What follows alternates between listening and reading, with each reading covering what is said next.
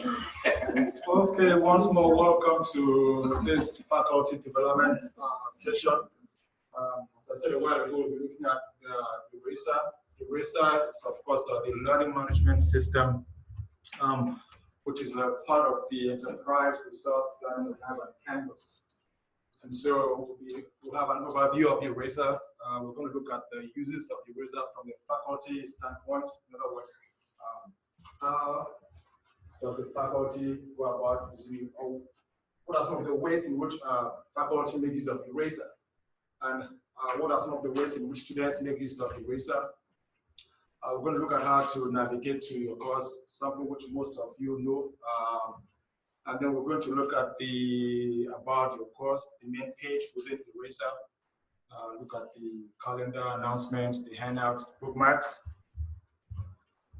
We're also going to look at the attendance aspect of eRacer, the collaboration, course information, coursework, gradebook, syllabus.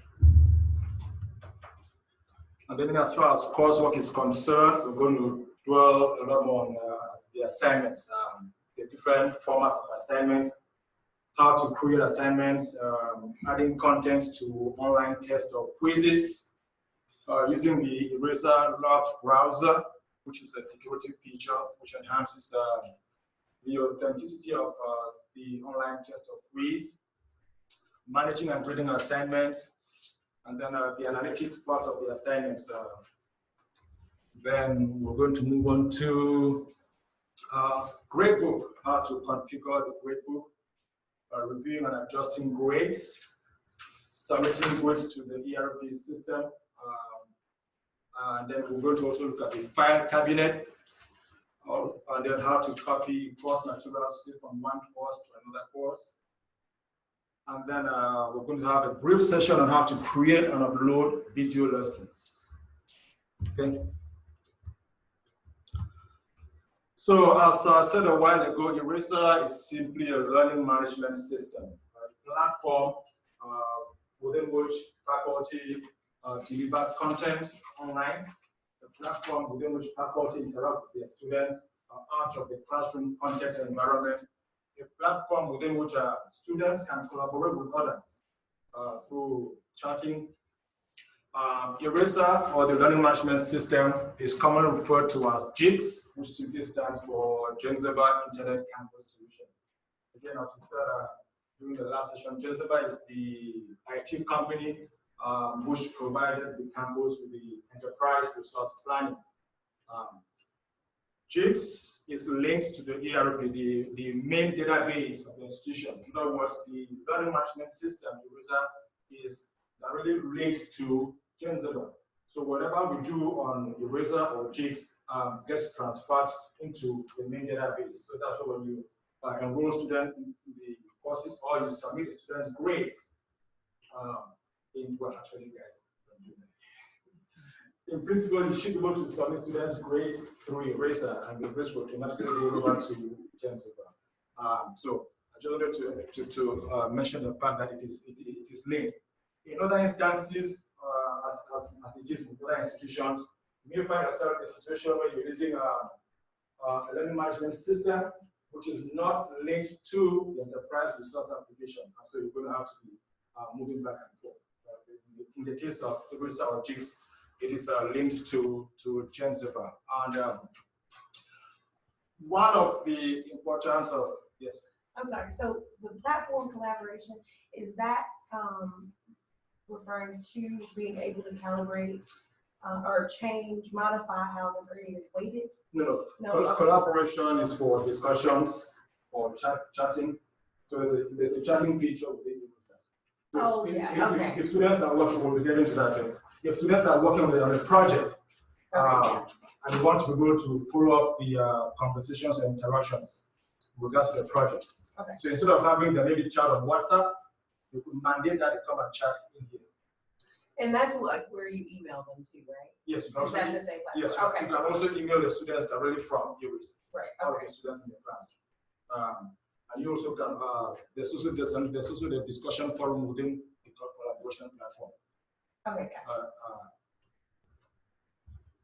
So I was saying that one of the importance of having a learning management system, of course, is to ensure that in case of an emergency or in case of, say, some minor disaster or poor weather condition, we cannot make it to the campus.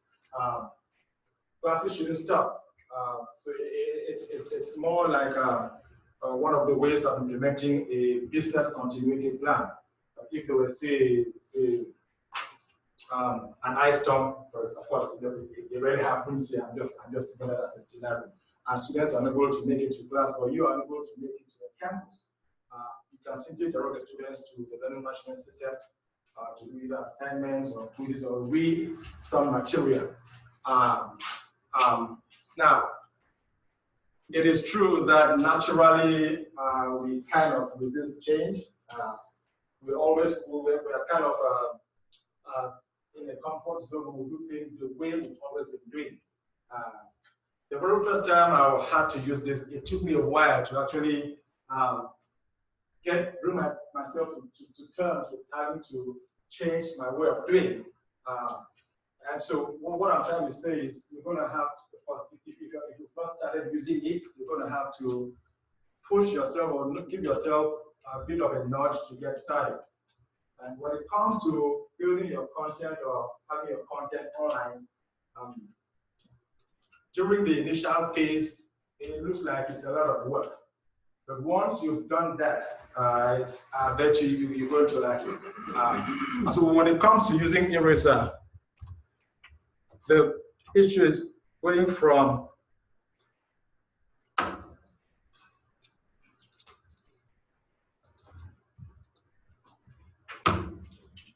you just put on unblocking the function key and the key combination to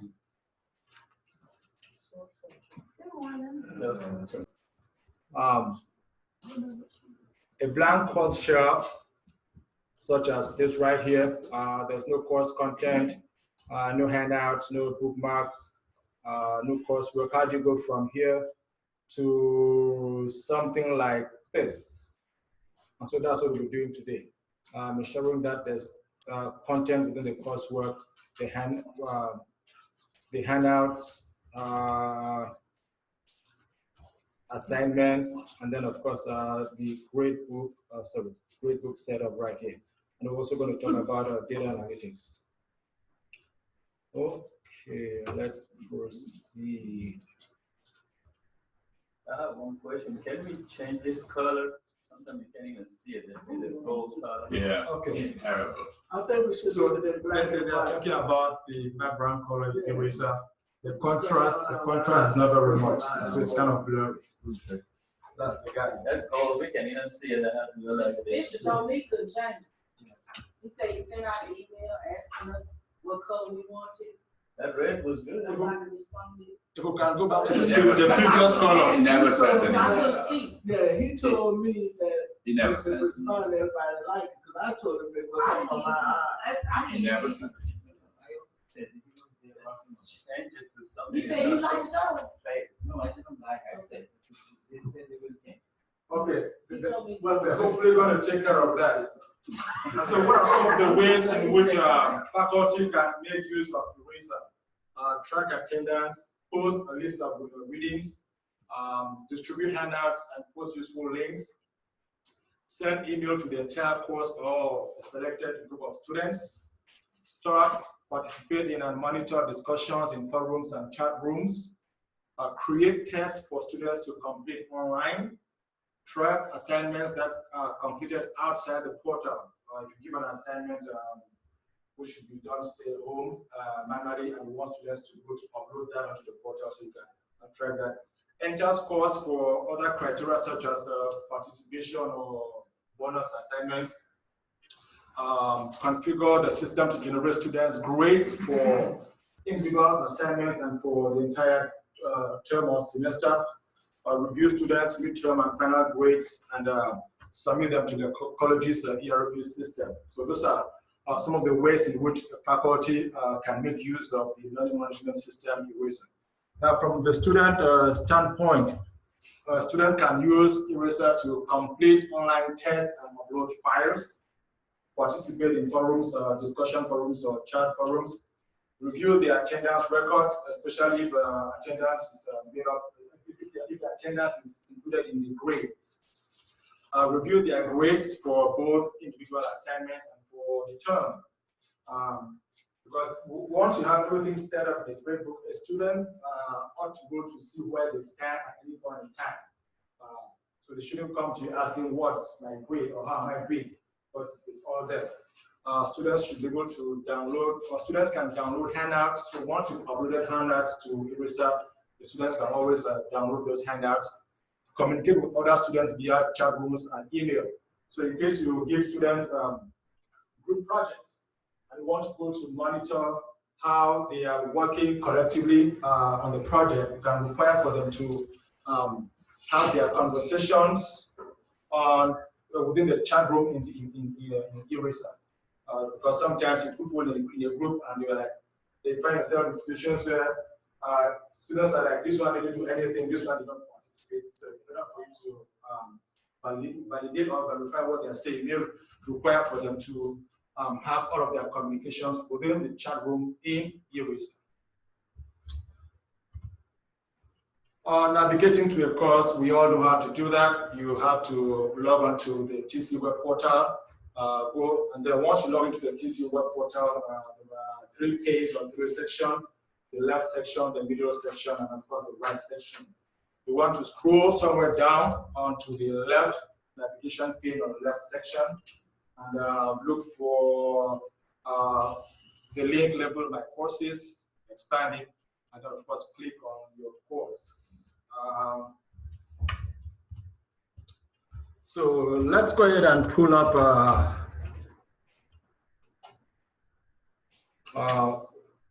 the course.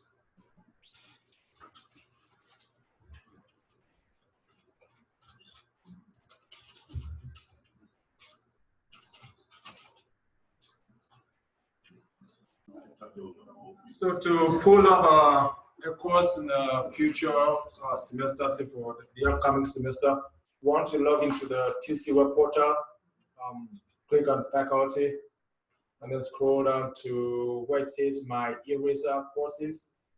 Click on the drop-down arrow and select future courses. And then you can click on any of those courses. So what you have right there, it's a blank course shell. There's nothing, no information. And we'll go through the different steps of ensuring that there's content in the course shell. That way you're able to go from something such as this to something which looks like this. About course, handouts, bookmarks, coursework, gradebook. So let me get back to the other course. So once you log into the course, I want to use a blank shell. So as I said a while ago, there are 3 sections within the course homepage. The left section or left pane, which has links to areas such as the attendance, collaboration, course information, coursework, gradebook, syllabus.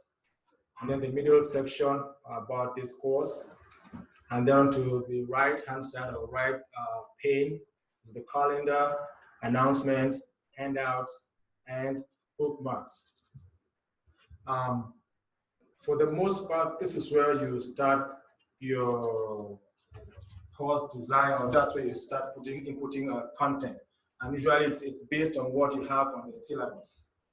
In the about this course section, you always start with the greeting to the students. Hello, my name is so and so, I'm your instructor. Let me pull up what we have, or what I have here. So you want to have something like this, where you're introducing yourself to the students, and then give them a synopsis of what may be required of them for the course. And then after this, you may want to insert something like a course description. That's why if you keep it with the syllabus, you have that there. So let's assume that I had to place this information in a blank course shell. So I'll go to this right here. You want to click on create content. Of course, you want to make sure that you have the content handy. So I'll go ahead and pull up something which I already created.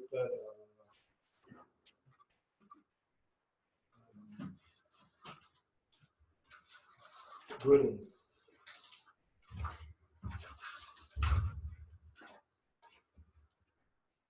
So you want to have this prepared, and then come back to the course shell, click on create content.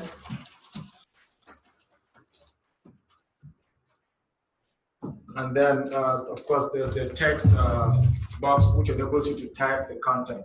And so, since I have it prepared, I'll simply just go ahead and just copy and paste.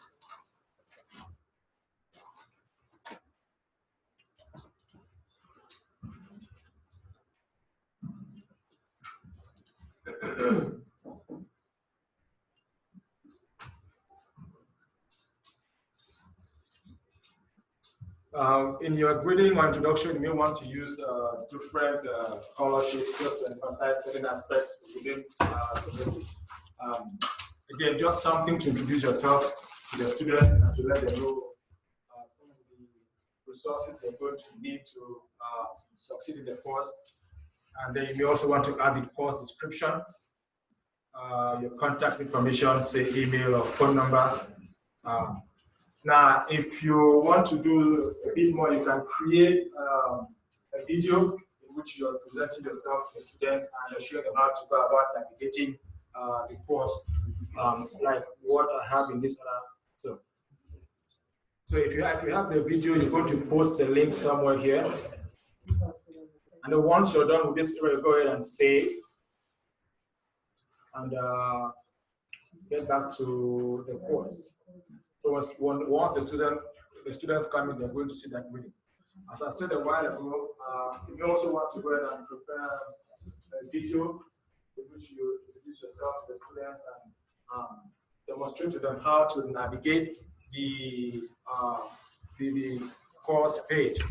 So let me show you guys an example of that. So in this other course, it says click the link below to start the course expectations.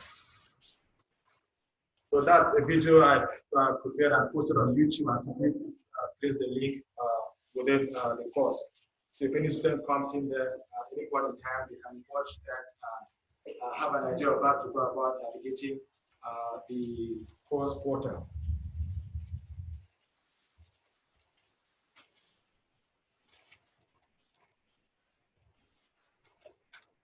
So let's get back to the course we're working on. So once you've put in place the greeting, the course description, what you want to do is go ahead and lay out the weekly course schedule. And you're going to have to pull that from the syllabus. Okay. I'll go ahead and pull up the syllabus I prepared for this course. So within your syllabus, there should be something like a weekly course schedule, which kind of displays to the students what is being covered either every week or bi-weekly. And you want to be able to replicate this content here within the About This Course section of the web page. So if you look at this syllabus, it has week 1, week 2, unit 1, week 2, sorry, actually it should be week 1, unit 1, week 2, unit 2. We have the topics, the objectives. So what you want to do is make sure that this content within the syllabus is also replicated here. So to do that, you go to edit content, and you do add new element. It's like you're adding a new section, which is different from the grading. So you add new element, and then I'll type the unit 1. Of course, instead of typing, I may as well just go over here, copy and paste. Unit 1, digital literacy. Paste. And then right here is the window where I kind of introduce the unit and put it, state the objective of the unit.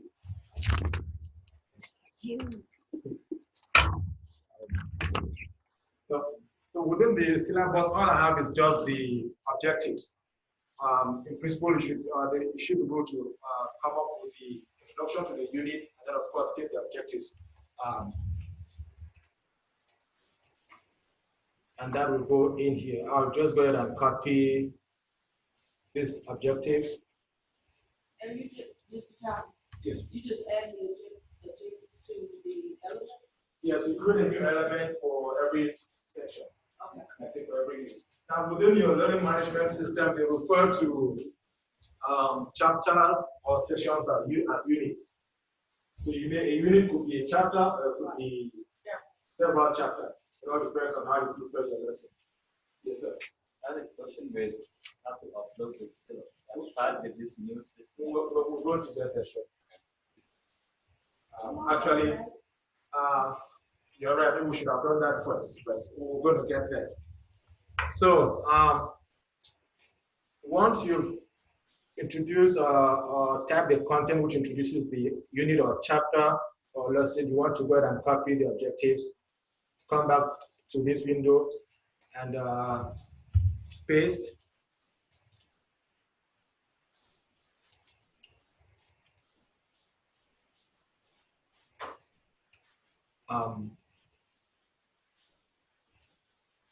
And then after the objectives, again, this is up to you. You may want to emphasize on what the students really need to complete, say like the discussions or the assignments or the test and the quizzes. So I'll show you guys an example of it. I will save that. I will save this. If we go to this other course, which was properly developed. So you see right here, that's unit 1. That is the introduction to the unit. These are the objectives.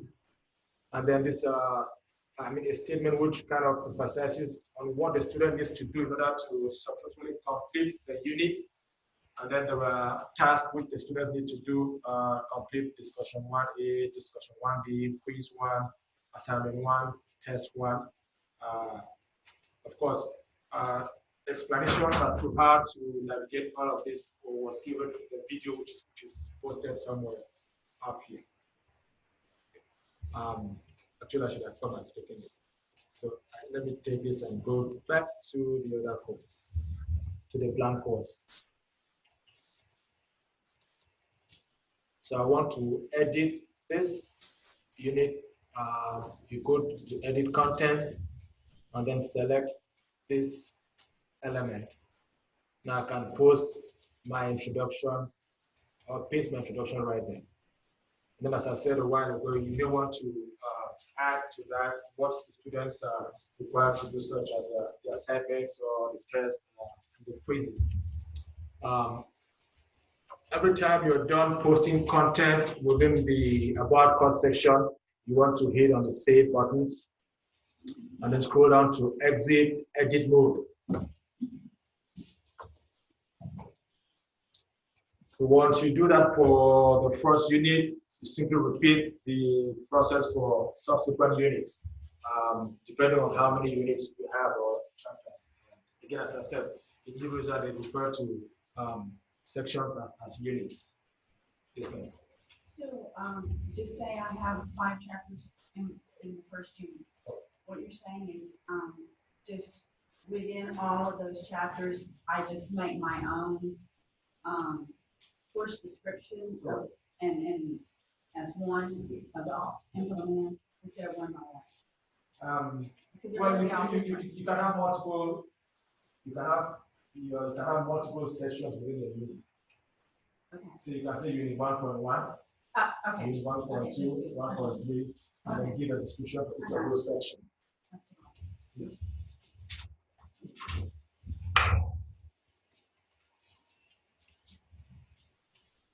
So if you look at the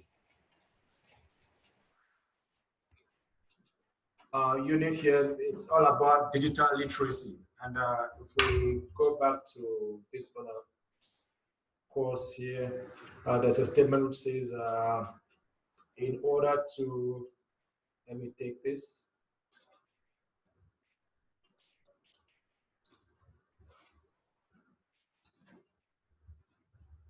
Edit content, go to unit 1,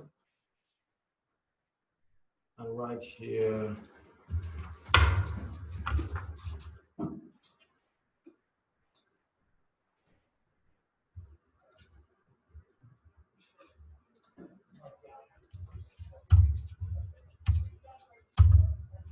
so if I were to paste that, it says, in order to successfully complete this unit, it is recommended that you go over the Unit 1 PowerPoint found under handouts and watch the Unit 1 video lessons found under bookmarks.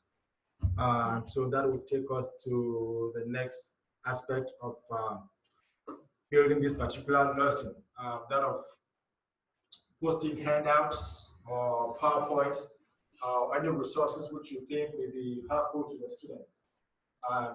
When it comes to resources, you upload the resources either under handouts or under bookmarks. That's the right-hand side of the course page.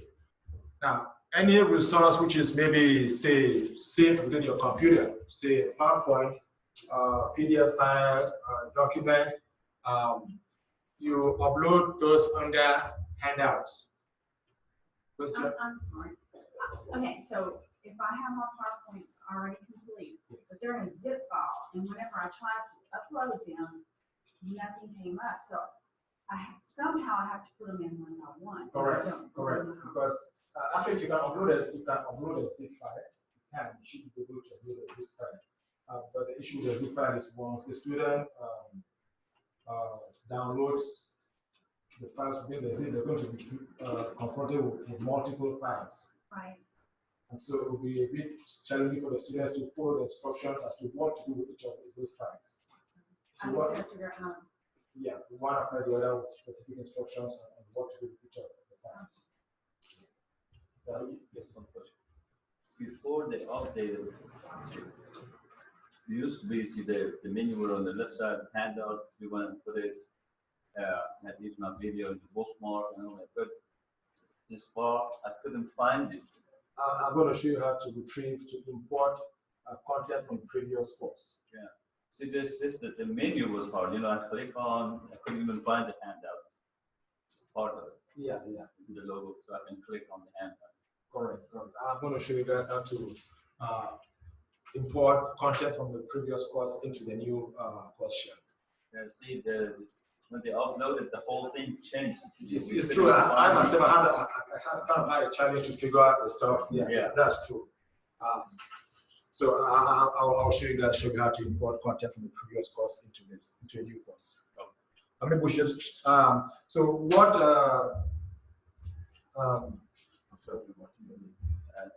Bob Malik. Okay, what Dr. Malik is saying is that he had uploaded content in the course in the previous semester, and when he got to this semester with the upgrade in eRacer, he couldn't retrieve his material. With eRacer, you have the possibility of using content which you have used previously. So if you build your course, in other words, you please upload content within a course, say this semester, and next semester you're teaching the same course, instead of having to start from scratch, you can import the content from this semester into next semester. Does that make sense? Yeah. So instead of, I'm going to show you guys how to add one handout and how to add one bookmark, and then how to upload the syllabus. And then after that, I'll just go ahead and import content from a similar course into a new course. Okay. So I'm going to upload a PowerPoint which is related to this topic, Unit 1, digital literacy. And then I'm also going to put in place a bookmark, which is a YouTube video lesson or web content. So anything, any resource which is web-based, you place that under the bookmark. Any resource which is web-based, a video lesson, content which you have to read by accessing a web page or a website, you place that under the bookmark resource, the bookmark section. But any artifact which is on your computer, say a PowerPoint, PDF file, Word document, Excel file, as long as it's on your computer, you're able to move it around, you place that under handouts. Can you do it again? So say it So again. videos or bookmarks, handouts or up above. When it comes to the resources we make available to students, sometimes there are resources which we kind of have handy. They're on our computers, documents, files, PDF, Excel, Word, PowerPoint. You upload those under the handout section. Now, any resource or content which the students have to access over the internet, any web-based resource, the resource would have to go to the internet and type a website address. You place that under the bookmarks. So for this scenario, I'm going to upload a PowerPoint, and then I'm also going to upload a link which they can use to go online and access web content and watch video lessons under bookmarks. Okay. So what we want to make sure that is you have all of your resources ready in a folder somewhere. That way, when you're here and you're about to upload, you don't have to go digging all over the place. So I'll go ahead and pull up. I have the PowerPoint. Okay.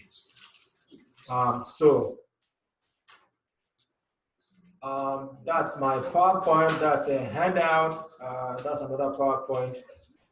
Then this is these are the links.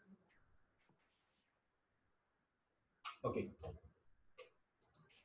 So I'll go to add handout. Okay. Within your handout, you want to have different sets depending on the types of handouts you have. So if I have PowerPoints and I have readings which are in PDF format, and we want to have a set for PowerPoints, another set for the readings, and another set for maybe data files or sample files. Okay, so I'm going to add a set. Click on Add Set, and then you give it the set a name. I'll put this. I'll name this PowerPoint. PowerPoints. So all my PowerPoints in this course will be listed under this set. Of course, you can save or save and add another. So let's assume that we're going to deal with two sets. So I'll save and add another. I'm just going to call this data files.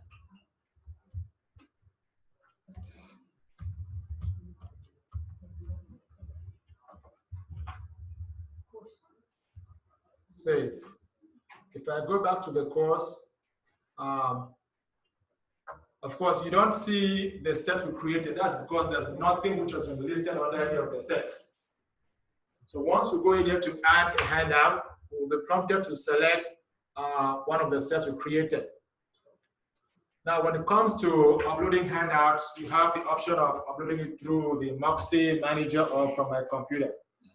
This right here is simply a feature to protect your private system from viruses. Right? Now, if you're sure of yourself, you can go directly from your computer. So when you click from my computer, sometimes you give assignments and refer the students to a handout. Now, some students will wait after the due date, and if the handout is still out there, they will go and download it and do the assignment and come, oh, I have completed my assignment, I just didn't get a chance to upload it. If you want to ensure that they don't play that game with you, you may come here and turn it off. Okay? But we're just going to leave. So you may want to have the file displayed now, display later, or display on a particular date. You select the date. And then when you want to ensure that students no longer have access to the file, you can come here and end the display. So I'll go ahead and save. So once you click on what you want, you save it. Yes.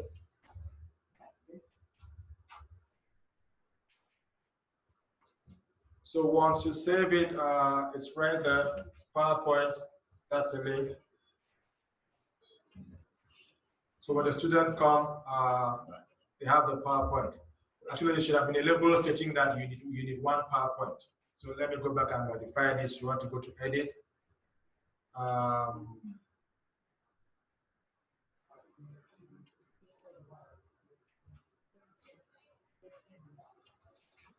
So you want to write here. You want to type unit 1.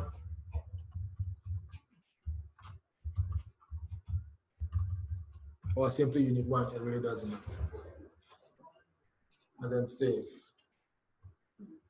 So once the student comes in here and reads this, which says, in order to successfully complete this unit, it is recommended that you go over the unit 1 PowerPoint found under handouts.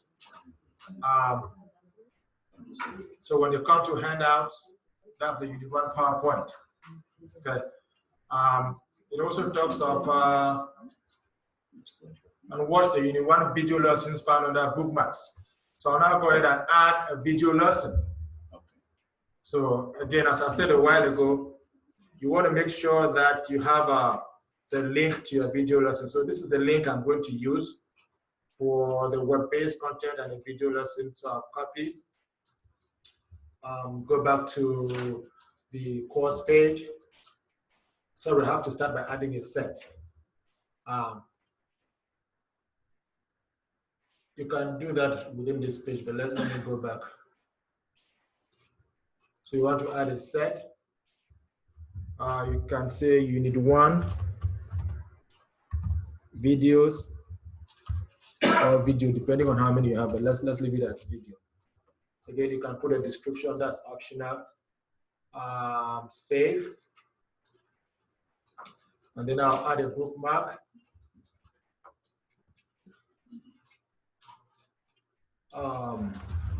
What is this? I think that it's introduction. No.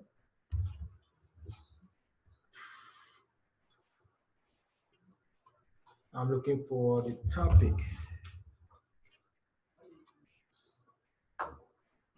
Basic parts of a computer. Copy, go back here. That goes here. And then you go back and copy the link for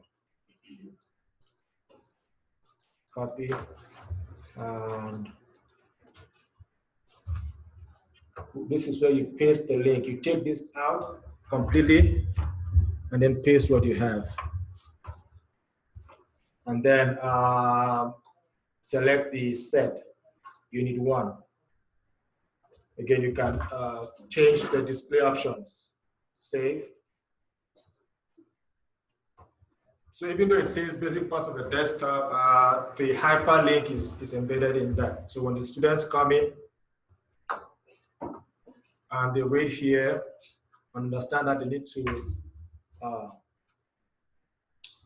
go over the unit 1, watch the unit 1 videos, found other bookmarks. They simply come here, that's unit 1 video, click on this, and it takes them to another web page. That's what I want to see. Yeah, that's it. They can read that and watch the video lesson.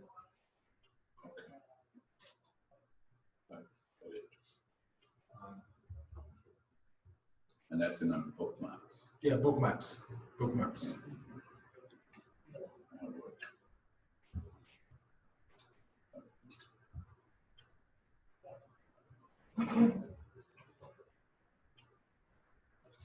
Okay. Sometimes you may want to set it up in such a way that when the student navigate to the new web page, the web page for the course is not closed. So you come here and check new window right here. So right now it says same window. If it is in the same window, let me show you guys what happens.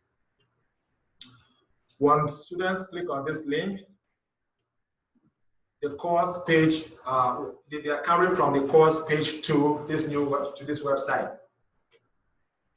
Now, if a student does not realize that to return to the course web page, they need to click on the back arrow. What is it? Right here. So if they are not aware of the fact that to return to the course web page, you need to click on the back arrow and just go and close. When they close the web page, they will be kicked out. They'll have to come back and re-log in. So you want to make sure that when you put in the URL of the website, change this to new window. Does it default that? Yes, it defaults to new window. And then you save. That way, when they are here, once they click on the link, the new window opens. The class page is still there. If they close this, they don't have to go through. They will not be required to go through the process of re-logging into the class page. Yes, sir.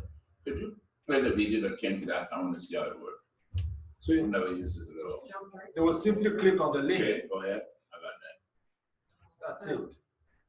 Now, this particular page has a content and a video lesson. Okay, go ahead. Click that. That's what I want to see. And they can. I turned off the sound because I don't want it to get into the recording. But that it will have sound with it. The sound is. Let me turn it. I've never used this. There we go. Let me. Computers to smartphones, they're changing the way that we live our lives. So, But have you ever asked yourself, what exactly is a good. computer? Thank you. A computer. Never used that.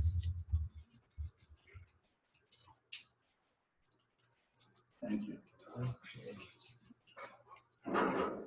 So at this stage, all you need to do is repeat the process of adding handouts or bookmarks, depending on the type of handouts you have and the number of handouts you have. You can always go in and make some edits. If you made a mistake and you want to take a set completely out, simply delete the set. If I were to click this, all of this will disappear. If I were to click this, this will go. If you want to use two different videos, you have to Two separate things. say new window, right? For the second one on that window. Both. New window on both. New window. Or on one window, can you put two different videos? No. You will not take more than one link. One with, Just one link per. then in a new window, then you can put it. Yes. Okay. But you could change your set. You could have different sets. Yes, you have Like I multiple. could have sets on punctuation and sets on Correct. writing Correct. kids or whatever. Yeah. And they could do sets on one chapter and sets on another chapter. I've never used. Good. Okay.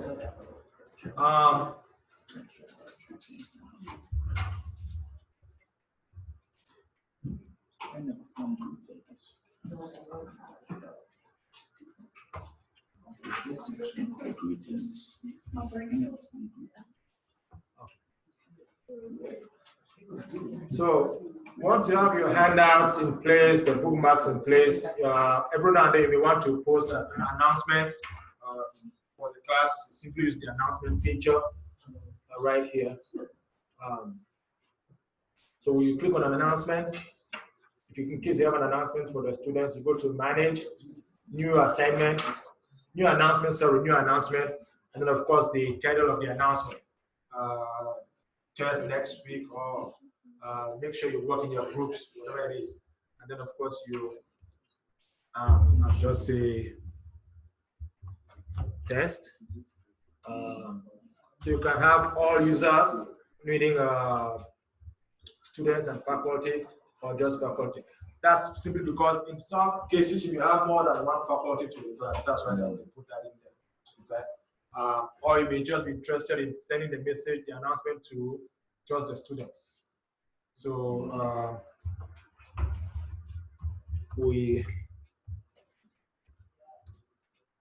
we'll be having tests 1 next week. I mean, this is kind of vague, but it's just something. Um,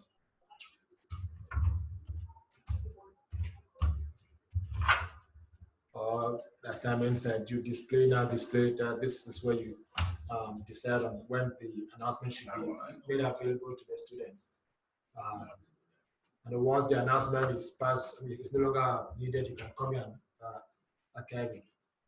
So if you save that, when students log in, they should see the announcement. I cannot see because I didn't select faculty, the faculty option. If I had selected the faculty option, I would see the announcement here. And it's just shown there, it's not like it sends an email. No, it just Yeah, displayed there. right, I was afraid to use it last time, because I thought, is it sending an email? Yeah, the shortcoming with this is that if students do not come here, you don't get to see it. As opposed to the email where it will be down to the email. Once we get to create assignments, I'm going to show you guys how to ensure that the assignments are displayed on the calendar. By default, your class sessions are displayed on the calendar, but you can also ensure that the assignments and quizzes for the class are displayed on the calendar. Once we get to that section, I'll show you guys how to do it. So that's calendar announcement. Another thing which, of course, you're required to upload is the syllabus. So to upload your syllabus, again, you want to know exactly where the file is stored or saved. So you go to syllabus right here. Now, when it comes, let me pull up a new course. The syllabus thing didn't work last time. Let me pull up a new future. So if I pull that up, okay. So this is a blank course here. You go to syllabus. And when it comes to syllabus, there are two options. You have the downloadable version, which is the option where you upload the file and then the students will download it. And you have the web-based version, which of course is a situation where you post the content of the syllabus on the web page. So I'm going to show you guys both. So let's start with the web-based version. Essentially, what you do is copy the content of the syllabus and paste it within this window. So you want to make sure that the syllabus is open. This is my syllabus. So you want to copy everything. Control A will select all of that for you. Right click, copy, and then go to the course syllabus. You click on create content. Give it a name, simply type syllabus again.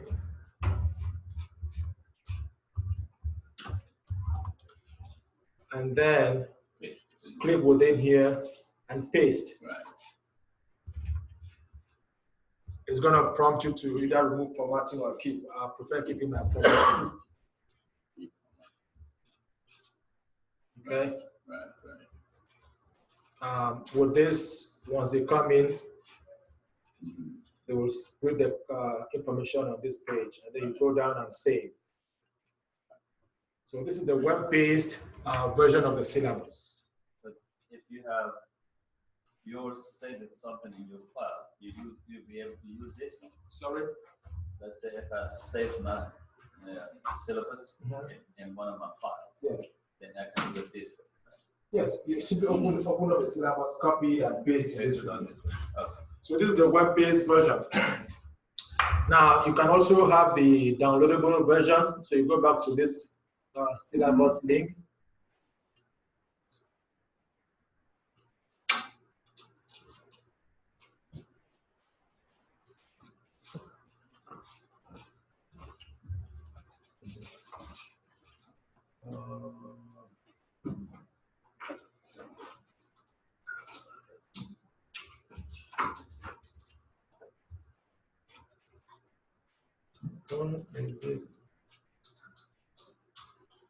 Why is it not giving me that option?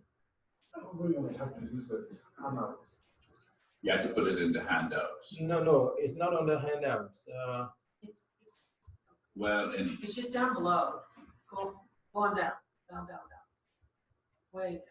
Area. Okay, right, then thank you you, have to thank add you, thank add you. that handouts. Thank Yes, you. that's fine. So yeah, so this is the downloadable version. To click add handout. Yeah. And then again, you type syllabus. Choose file from my computer. Choose file. And then select the course syllabus, open, and simply save.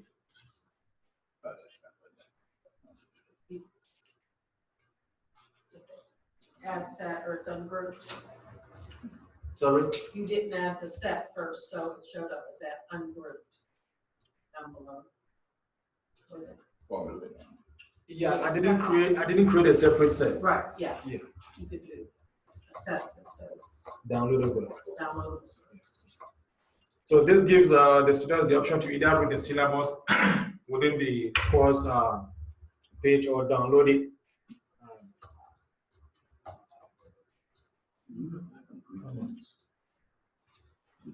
You could change the order so the downloadable would come above the. Did I do Yeah, that? within, let me see. So that the students would see the downloadable first? Then we rearrange? I haven't done that Okay. before. Close. I think you can. What's that? She's I wonder asking if if you the can change the downloadable order so that the first. students see the downloadable version first before the web content. I've not played with that before. So I can't. Okay. I bet you can on the plate. Gotta be a way. I understand that. Or something like That's what I use. syllabus. This is what I was looking for. It should be able to see the web-based here and then the downloadable to the right. That's nice. So they can either read it, the content within the course page, or if they prefer, download it and they'll save it onto their devices, either laptop or desktop.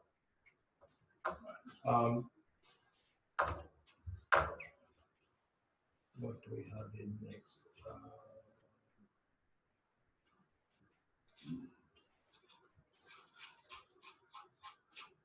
Okay.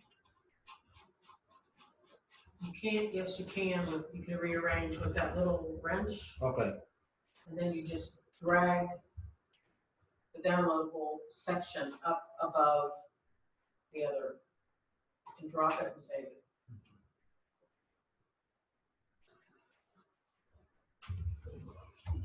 Okay. I hope that we all had the syllabus for our course, so we can actually go through this.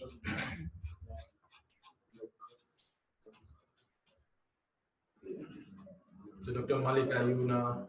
Yeah, I know. Okay. I just don't know why the update usually is supposed to make it better. When they update it, they make it complicated.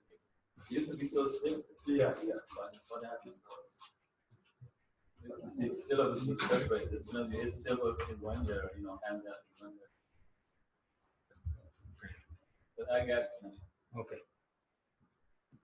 Do most instructors put the text as far as the syllabus in there or attach it? Or should you just do both? I mean, you can do both. Again, as I said, you want to give students the possibility of downloading the syllabus and having it somewhere. Because this semester, I just attached it, as under syllabus as a handout. But I didn't do the text. Oh, you mean this right here? Yeah. Okay. I see what you mean. Yeah, I just done the one way, like every course I put the syllabus under the handout for syllabus. Right here. Mm-hmm. That it's simply because sometimes students may not know that they can go ahead and download it. Yeah. You want to maximize all the options out there. Okay. Once they land here, they should be able to read it, and those who are able to download should also be able to download it. I'll do that.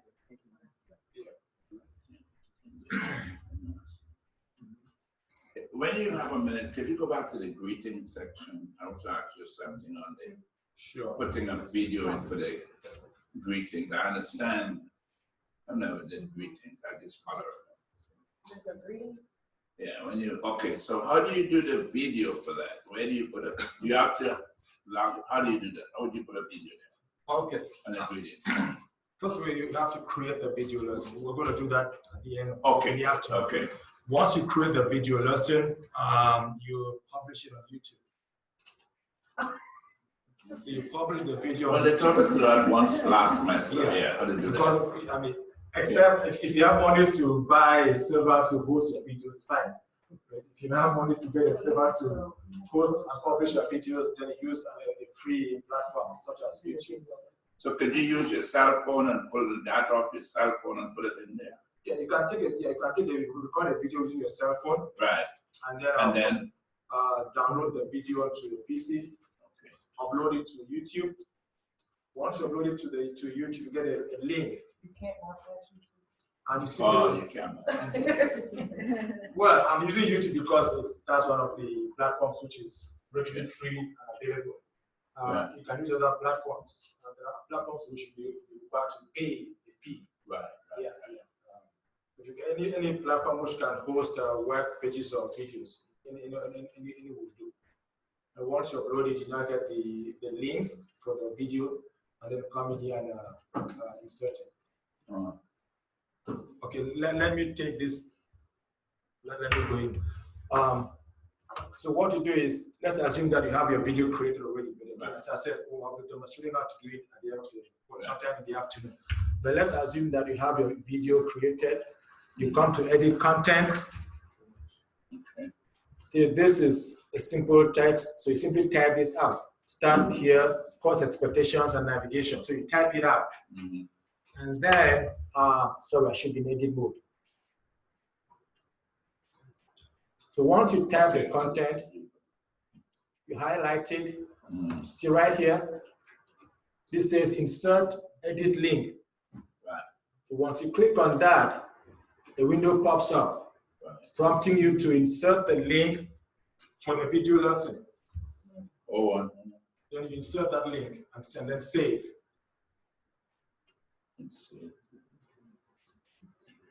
That's the link for your video now. Yes. Insert link for video.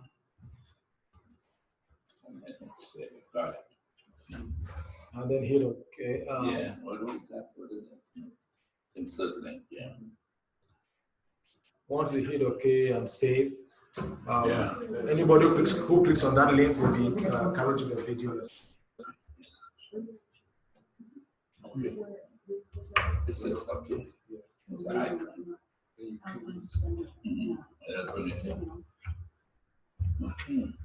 How are people behind there doing? I don't get any noise or. But Dr. McDonald, I'm fine. You sure you're fine? Okay. You don't have to be on your phone. No. Sorry.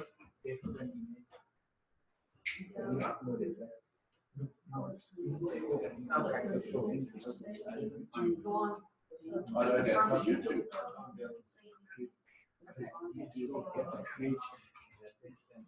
For YouTube? Yeah. But it's free.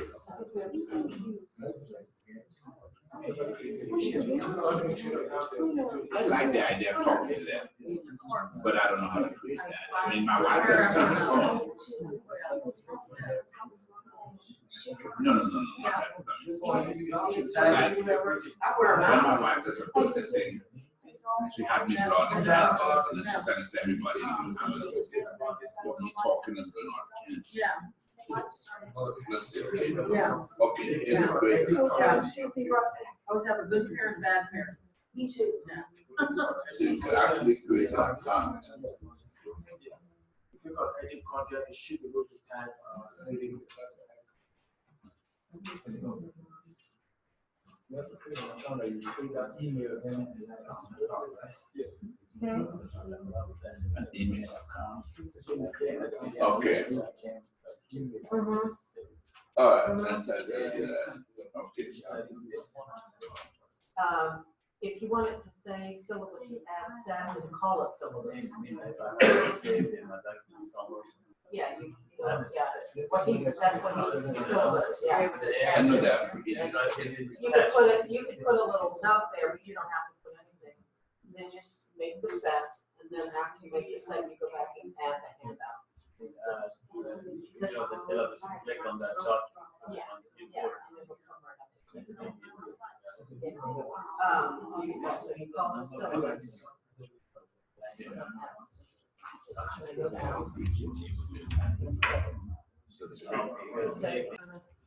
So at this stage, let's assume that we've created the first lesson, the first unit.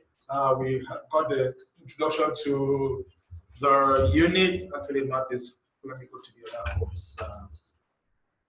Right here, my course is this guy right here. So we got the introduction to the unit. We uploaded the resources, PowerPoint, and the video lesson. As part of the lesson, students are required to not just read the resources or the PowerPoint or watch the video lessons, they're also required to complete assignments, a quiz, a test, some written assignment. So when it comes to assignments, you create those within the coursework page. Okay? Coursework, of course, is found on the left-hand side or left pane of the course homepage. So to create the assignments for Unit 1 or for Chapter 1, however you call it, we're going to go to the coursework page. So what we're trying to do is have something like this.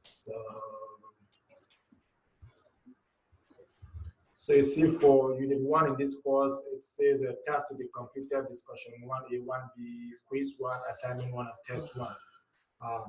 So if in your course you require for students to do some form of discussion, that will be created in the collaboration menu. But we're not going to do the discussion. We're just going to do an assignment and a quiz. The quizzes and the tests are computer-based. In other words, those are graded by the system. Whereas the assignment, you actually go in and do the grade. Okay? So let's get back to the course we are designing. So to create any form of assessment, say, yes, sir. I'm sorry. I'm saying about the lectures. I put my lectures in handout, but not in coursework. I do my exams in coursework. Yeah, that's what I said. I know what you're saying, but I'm asking about the lectures. Nobody asked you about how transport that into the next section. Yes. We're not there yet. No, not yet. Oh, okay. Not yet. I'm sorry. It's okay. I want us to kind of have one complete unit. So the unit, the lesson, and then the assignments, and then we look at some of that. Okay. And so I want us to wrap up with unit 1. I'm with you. Like a complete lesson. Okay. So if you want to create, say, an assignment and a test, again, you want to make sure that you have the assignment ready and the test also ready. So on the left-hand side or the left pane or left section, you click on coursework.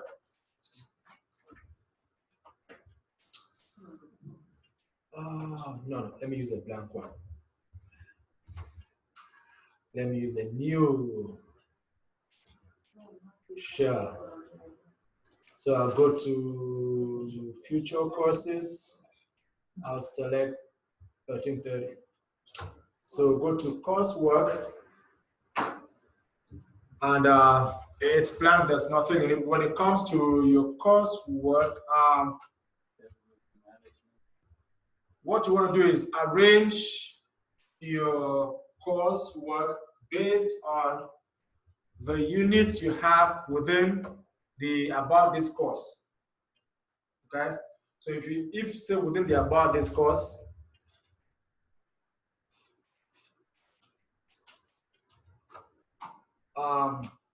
you have unit 1, unit 2, unit 6 or 7 units.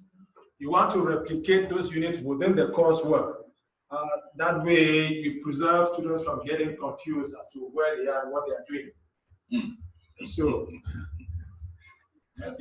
you don't want to give them you don't want to give them ammunition to blame you for anything whatsoever. Yes, ma'am. Okay. I'm stuck. Like right here. Now, all of you right here, so what did you click to get?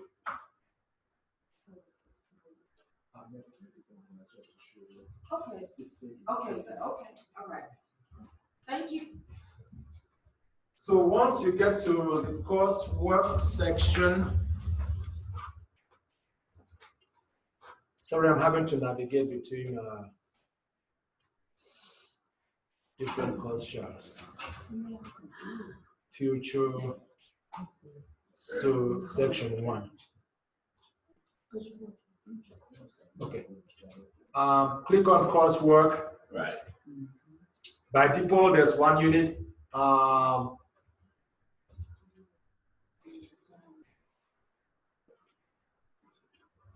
You want to go to manage units and types. That's a feature which enables you to add additional units, to put in to create additional units. So you go to manage units and type. See where it says add a unit. Click add a unit. Since you already have unit 1, let's assume that you have, say, 6 units. You go to unit 2. And sometimes you may want to add the unit titles.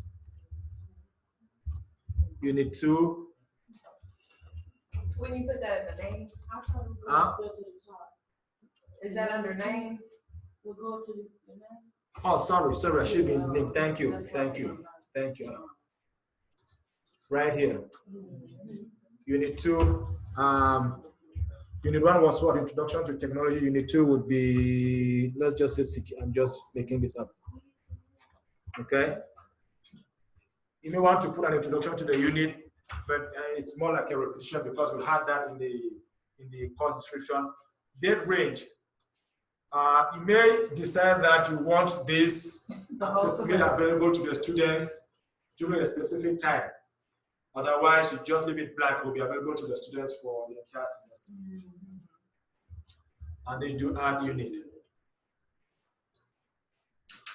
So that's unit 1, unit 2. Unit 3. And again, you add the title. I don't have any title. I ran into a problem. So once you have, that's why it's important that you have your syllabus. Let me go in and take my unit titles. That's safety and security. Unit 3 will be creating and formatting a Word document with pictures, copy, paste.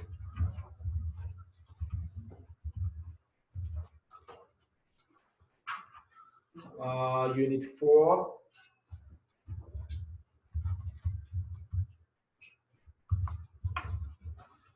Go back to my syllabus.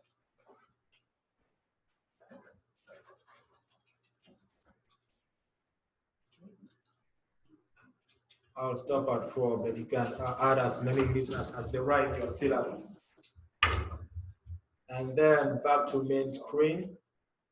Now, if for some reason you have 1 unit placed in the wrong position, you can use the unit ordering feature to make sure that the units are in the order you prefer. And then, of course, you want to edit the ranges. Yeah, I have a question about this. You know, when I put my units, let's say I went to 12. Yes. Then past 10, it will mix it up. Yeah, that's because the computer counts 1, 2, 3, 4, 5, 6, 7, 8, 9, 10. Yeah. 10 is 1, 0. When you go to 1, 2, it will place it after 2. Between. Yes. Yeah. So that's why you come in and use the unit ordering feature.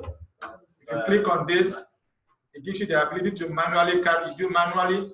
Yeah. That's and then you can grab it. You can grab this and place it wherever you want to. Okay. Yeah. That's what I have to do. So like now it says, so if I want this to come down here, and then done reordering. Yeah. So go back to the screen.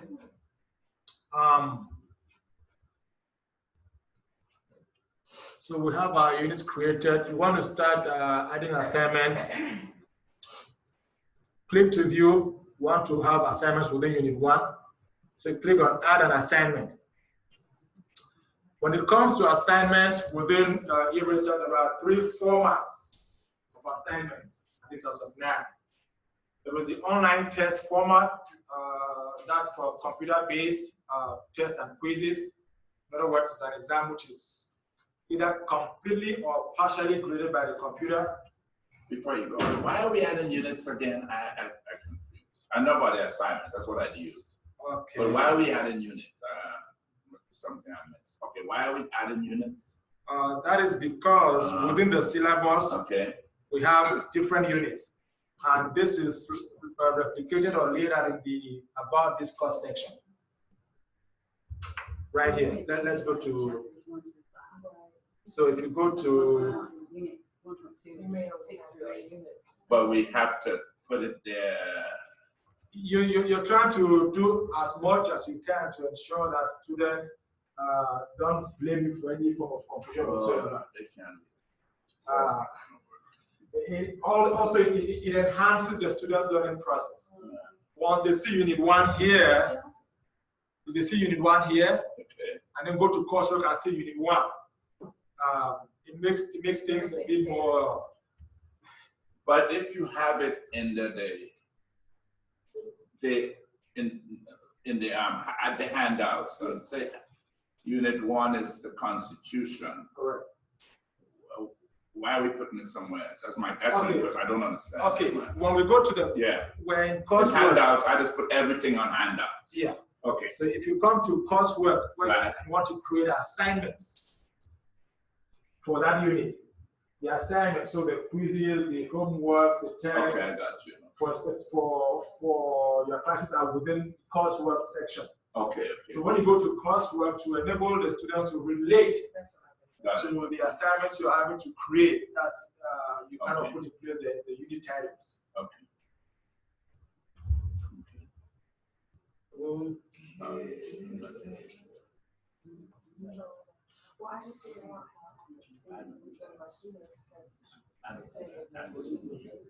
So we are within coursework.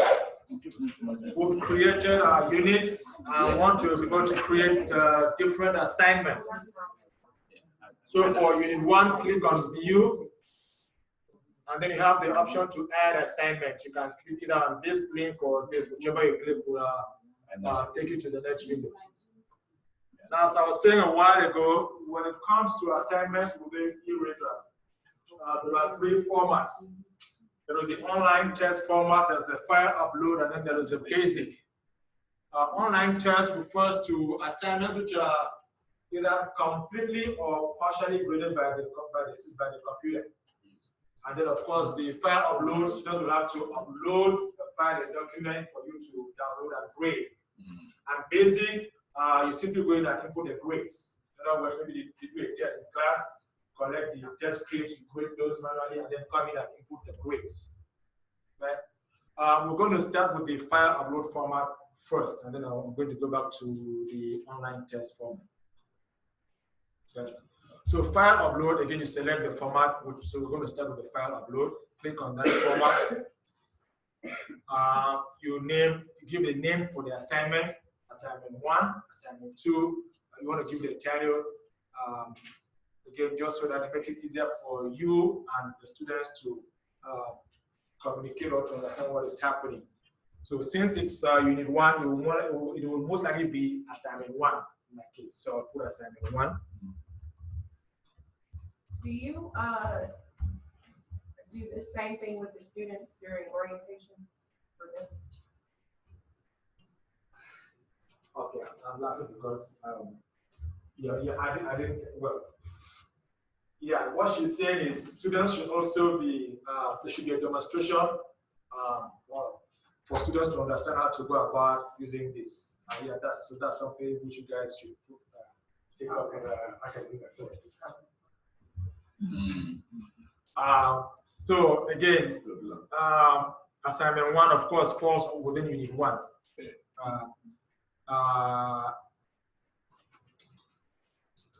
of course, it's required. Right. Sometimes you may do and create an assignment as an extra credit, and may be optional. Right? So that's where you go for the type. So there's the name, the unit, the type, and then the due date. You put in the due date, in other words, the time, the date, of course, when the students must submit the assignment.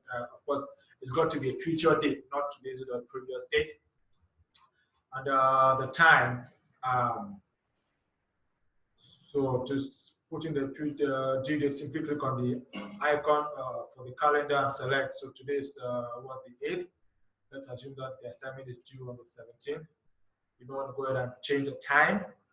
Now, right here, show this due date in the course calendar. If you check this, and it's advisable for you to check this, once the students log into the course portal, they see that displayed there. Okay. In some instances, you may want to give students a leeway to submit assignments late, either for a penalty, with a penalty or without a penalty. You go ahead and check this, accept late submissions. So once you click on this, you have the option to penalize students for late submission, if you prefer, or if you opt to. So you go ahead and put it either in percentage form or in point form. So you can decide to have 1% per day late, or you could do it in point form, change it to points, 2 points. So what the system will do, it will calculate the number of days between the due date and the date within which the assignments can still be accepted. So let's say the due date is the 17th, and you want to give the students a 5-day window. That would be what, the 22nd or 21st? 1, 2, 3, 4. Yeah, 22nd. And you have 2 points per day. I'm just taking an example. If you want the students to see the assignment immediately, you should click on now. If you want the students to see the assignment at a later date, select that and choose the date. And the right, of course, is the grade. The points the points allocated for the assignment. 20, 50, or 100. That's I'm going to do 20. So if I say 2 points per day late and the assignment is due on the 17th, and the student submits the assignment, say, on the 22nd, that's 5 days. Even if the student earned all 20 points, their final grade will be 10 points. So it will not be up to you to do the deduction. You simply do the grading as you normally do it, input the scores, but the system will go ahead and recalculate the grade based on this penalty you put in place. So if it's extra credit. If it is extra credit, it will not impact the student's grade. Okay. If they didn't do it.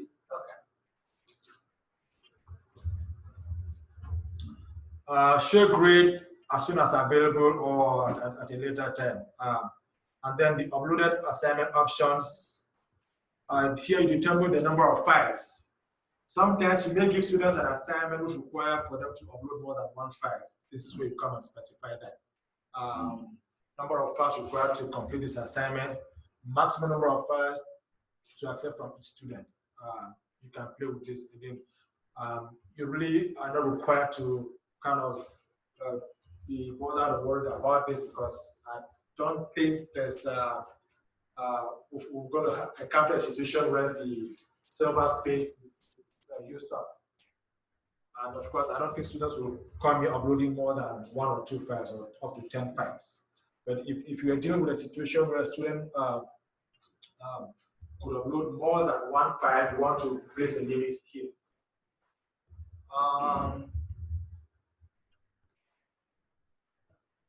Right here, description of the assignment, and then I'll write you the instructions. Okay. This assignment is based on Unit 1. In order to successfully complete the assignment, read Chapter 1, review the video lesson that's here, and then the instructions, complete the questions below. So I'm going to put an assignment here. What is it? Assignment 1.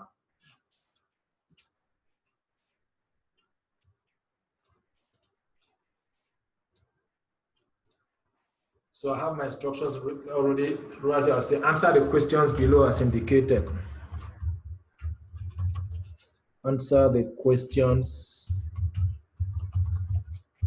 below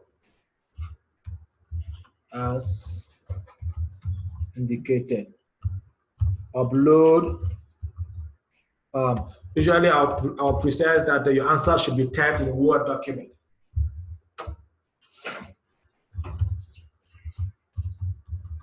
Your responses should be typed in a Word document. And then of course I'll post my questions right there. Question 1.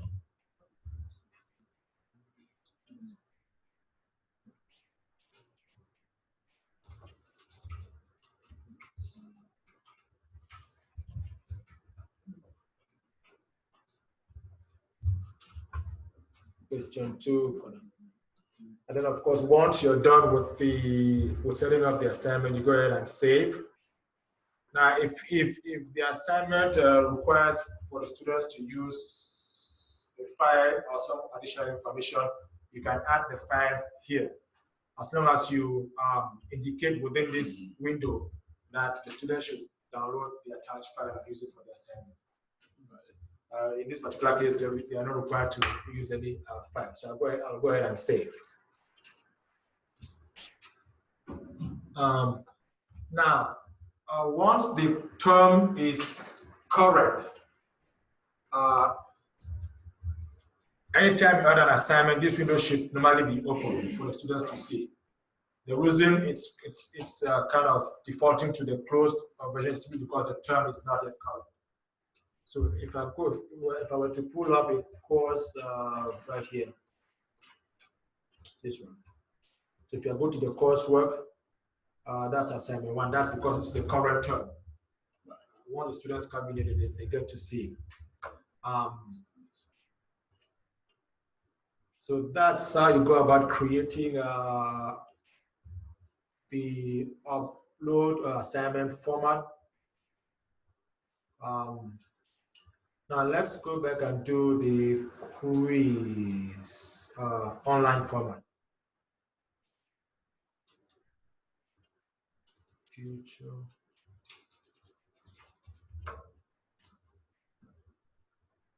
So you go back to coursework, still in unit 1. Let me see, it should normally be active. Let me see. Oh, I didn't check open.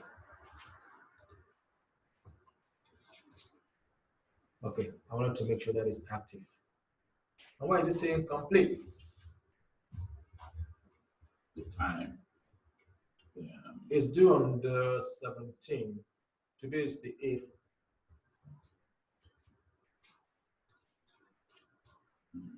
Go back to there are no students enrolled. yeah. Go back to I did assignment. yeah. It's due on the 17th. Show this on calendar now. Graded up. Maybe it's because normally it shouldn't. On the open part, you have to fill that part out too. On the open. It's open. So you have to put a date. No, it is if you want it to open on a later date. I selected now.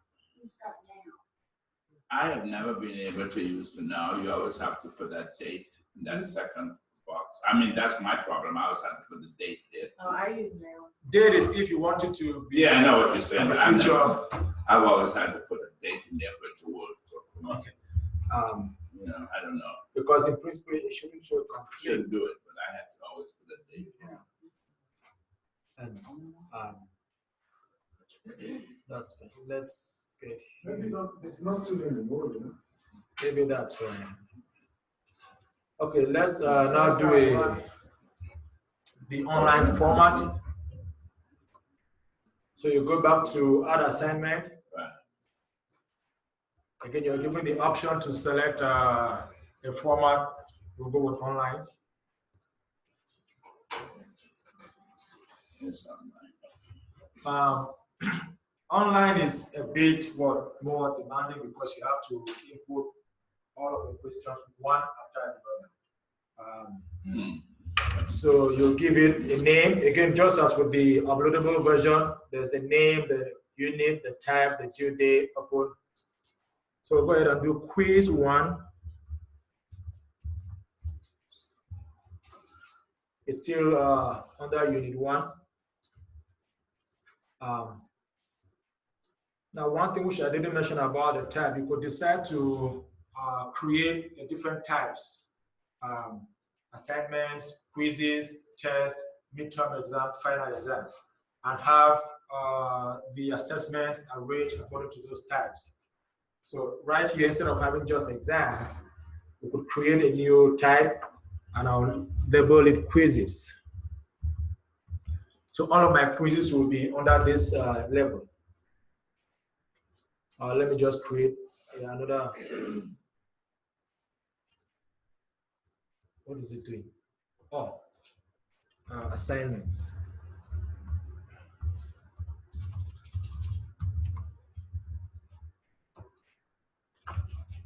So I'm going to have my quiz 1 under the quizzes type. Due date again will be, say what, the future date. Let's go with 17. Make it 11:50. I'll leave it at 55.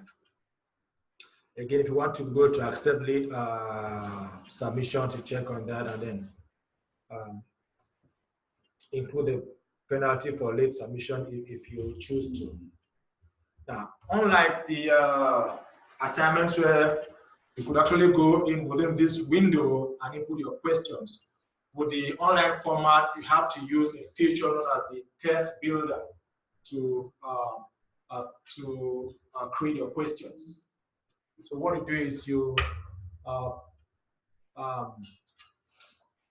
select the online options, test review. If you want the students to be able to review the test after they've completed it, you check the date, select the options, the time limit, 20 minutes, 50 minutes, 60 minutes. You put the time limit, let me do 20 minutes. Pagination, do you want one section per page or you want multiple sections per page? So if you have, say, 2 sections, true false section and multiple choice section, do you want to put sections on one page or do you want a section in each page? And then there's shuffle. Do you want to create a random order for each student or you want it to just be the same order for all of the students? Then there is the lockout feature. You can check this if you want to lock students out if they leave the test screen. So if a student is taking the quiz or test on your computer and they decide to move to another window, then they get locked out. They cannot get into the test again. The system will automatically submit the test once the time runs out. Now, if you want to allow give students the possibility to earn above the required score. In the example that I give you is that if the quiz or test is over 100, I want to give the students to be able to have better than the perfect score. In other words, above 100, you check that option. Now, if you want to use a password as a way of increasing the authenticity of the test or the validity of the test taker, you can use a password. It should require that students should type in the password before taking the test. Now, this is usually useful if you require for students to come and take the test in a lab.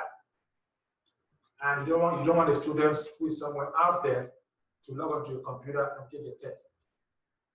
It is true you can always detect that if you can prevent it. This is where you prevent it. So you put in a password and only give the password to the students who are in the lab. Okay. Of course, there's still a downside to that. The students are very smart. The student can turn around and text the password to the classmate who's not in class. Oh, yeah. So how do you go about circumventing that? How do you take care of such a scenario? You change the password. So what you do is once you set a password, you come to the lab, you give the password to the students. Once they log in and they start taking the test, you go in and change the password. It will not affect those who are testing because they're already in. Now, if any student were to text the password to any of their classmates, it would be a wrong password. They won't be able to get it. That's another. At what point do you change that password? Sorry? At what point do you change that password? Once you give them the password and they've logged in and started, you go in and change. Now, do you put another password in there? Yeah, Just yeah. blank? Another password. If you leave it blank, then it's open. You put in another password. Then there's another feature you can use to kind of minimize cheating is the eRacer locked browser. What it does is it prevents the students from going to any website or using any other feature on the computer. So it locks the entire system. All they can do is take the quiz, and it will not let the student do anything else on the computer. So we just have a smart board, and the kids they don't have a computer in front of them. Do they just mark their answers on a piece of paper? Smart board. I mean, how if you have access to a computer? They're taking it online, but we would have to give the test in a computer room, correct? Yeah, well, you can give the test in a computer room and have them take it at a remote location. The challenge with the students have to take it out of the lab or out of the classroom setting is that you are not there to ensure that you don't cheat. So that's why you're having to use, say, the eRacer lock browser. But the challenge with the lock browser is the whole matter of installing it. The students may not know how to install it, and so it may be more of a challenge. So you can have the students come with their laptops or desktop to the campus and have the IT department assist them with installing the lock browser. Then that should work out. Okay. So it's not that straightforward. I'll demonstrate. Very soon I'm going to demonstrate how the lock browser works. Can they do it on their phones? No, it's just PCs and Macs. Okay. So if you check lock browser rotates, you may decide that you want students to have more than one attempt or 2 attempts. It's up to you. This is where you do it. So if you want students to go to rotate the test, you do it here. One time after their first attempt, so that implies 2 attempts. Rotate waiting period. Do you want the students to wait for some time after the first attempt, or can they just go in and rotate the test immediately? Again, you make that determination on that option. Showing progress grade updates. Sometimes you may want students to see their progress in the test while they're testing. So you score this out of this. Well, as far as I'm concerned, to me, it's more of a distraction. I'd rather see a grade at the end. But this is where you do it. Now, if a student is going to have more than 1 attempt, what grade are you going to consider? Will it be an average of all of the attempts? Will it be the highest score or the lowest score? This is where you make that determination. Okay.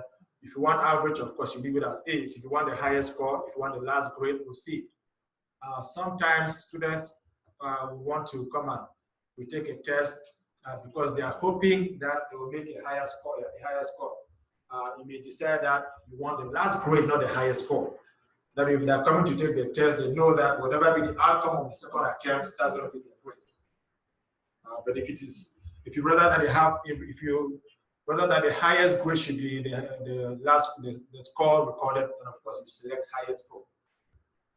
I usually leave it as highest grade because no, let me do this 0 and then just leave it there. So once you hit on save, you'll be taken to the test builder window, and then you'll be prompted to create your questions. So I'm going to click on save. What's missing? Oh, I didn't put let's do 22. I don't want to give it any penalty.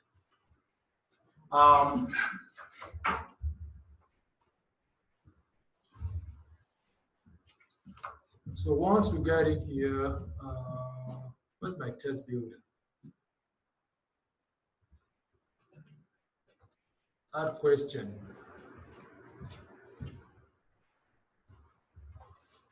So once you get to the test builder, you have the option of adding a question label.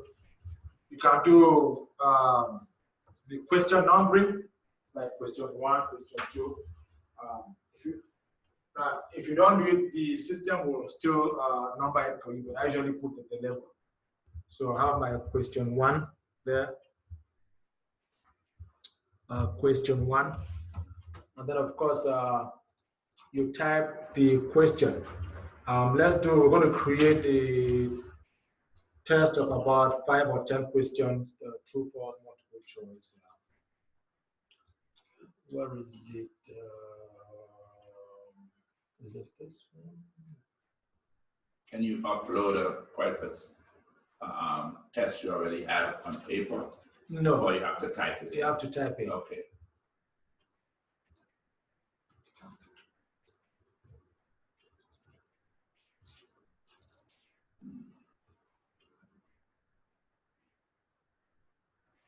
So this is a test bank from a publisher. So I'm just going to pick questions randomly. So what we'll do is, this is true, false. You copy the question, go to the test window, paste. This, of course, is true, false. You put in your point value, 2 points, 1 point, go 2 points. Then, of course, the answer type. By default, it's always multiple choice. But since it's a true, false question, I'll select the true, false. And then I'll state if the right answer is true or false. Technology is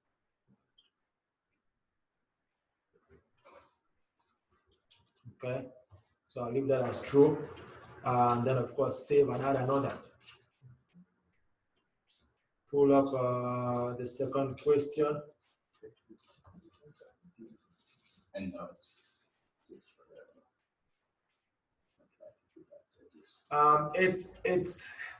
yeah, this is a bit, as I said, it's somewhat tedious, but once you've done it, that's it. You simply come in and make some changes and modifications. So usually what I do is, if I have a quiz or test of say 20 or 25 questions, I'll be a bit at a time. The morning I could do 5 questions, I have to do 5. Because if you decide to do everything in one go, you may feel defeated. So I'll copy that. Copy question 2. With a computer, Paste. you can be able to shuffle. Yeah. Yes. On this way, right? Yeah. So true, false.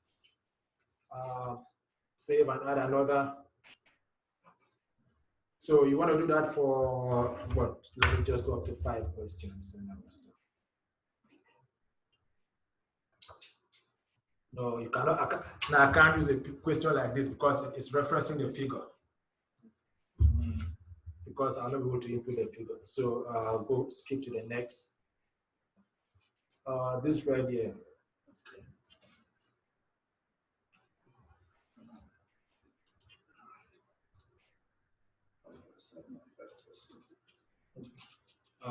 That's question 3. Paste. Point value. True, false.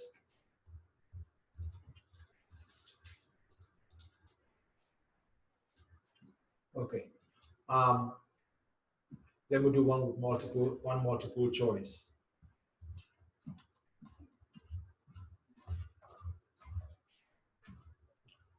So Dash is a computer that can perform. So this is multiple choice, and that will be question 4. Paste. Multiple choice by default. Then you come in and put in the options: personal computer, modem, laptop, tablet. So it's personal computer,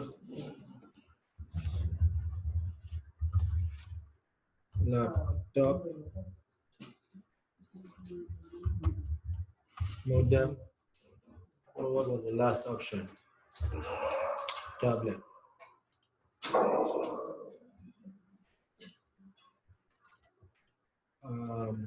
To check the right answer. Now, if you have more than 4 options, you simply click on add more items right here. It gives you the ability to add more, but I have just 4, so I'm going to take this down.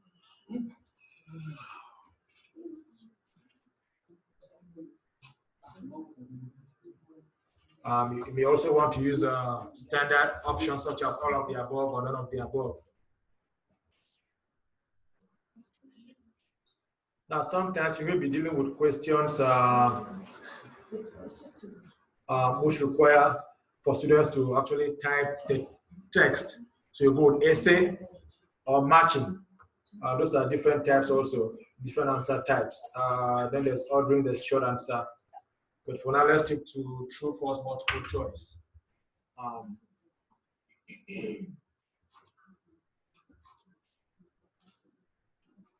Save and return to test builder. I don't want to do number 4. Back to test builder. Okay. So right now I have 4 questions, total 8 points. You have to click, if you want the students to go to see the quiz right away, you click on activate now. If you want it to be visible at a later time. Once you select the date and the time, the date when the students can access the test, it will be automatically activated. Okay? I'll go ahead and activate it now.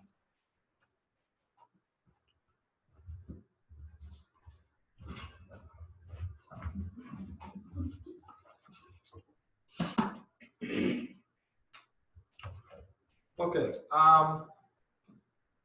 So once you've created the assignments, the quizzes, Where's the test? no, well, test and quiz is similar. So if you not, I mean, can you, when you activated it, where do they see it? oh, where do they see it? Okay. Now you can always see right here where it says current view, Right. faculty. Every now and then, what you want to do is have a view of what the students see when they're in the course portal. So you change this to student view or view as student. Click on view as student and click on change.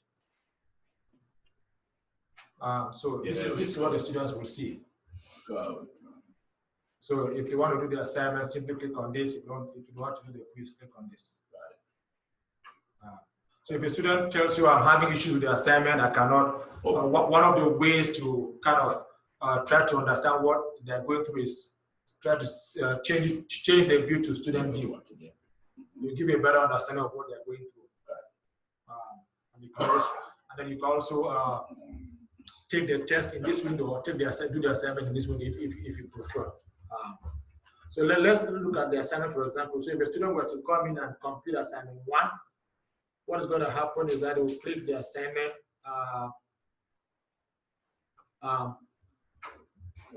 Type the answers to this question. My instructions state that where is it? It should have displayed the instructions somewhere. I had added the instructions that they should type the questions or their responses on the Word document and upload that to this link. So once they come in here, go ahead and type the answers to these questions. You should come back here, click on upload a file, choose, and then of course select the file with which to type their responses and upload. And once they do that, you as a faculty should be able to access the file, download it, grade it, and post the grade. Back to regular view. Okay, what do we have here? Attendance, course information, creating assignments, adding content to online. Okay, let me just demonstrate a bit how the log browser functions. So let's go back here. I'm going to modify the quiz. What is it? Unit 1. Edit.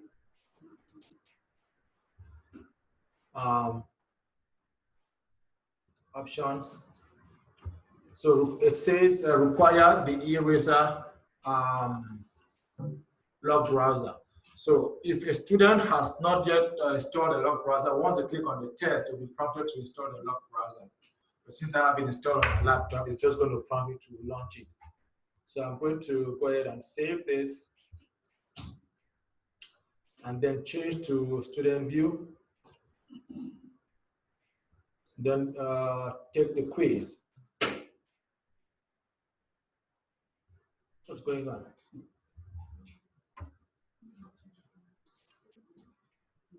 It shouldn't be. Where's the log browser should pop up?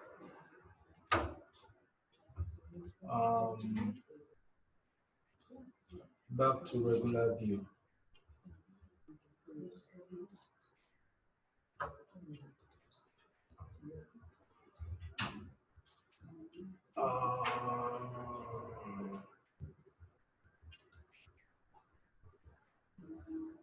Options.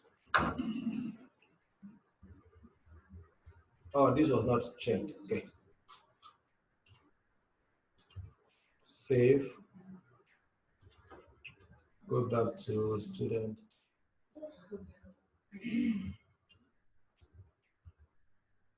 Okay. So right here, if a student decides to take the test, they'll be prompted to download the browser. They'll have to go through the download and installation process. But I think I installed this already, so I'll just go ahead and open.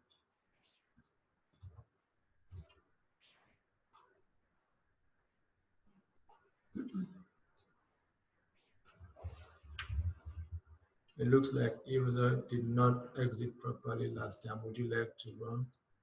I should have said no, it's going to take a while now.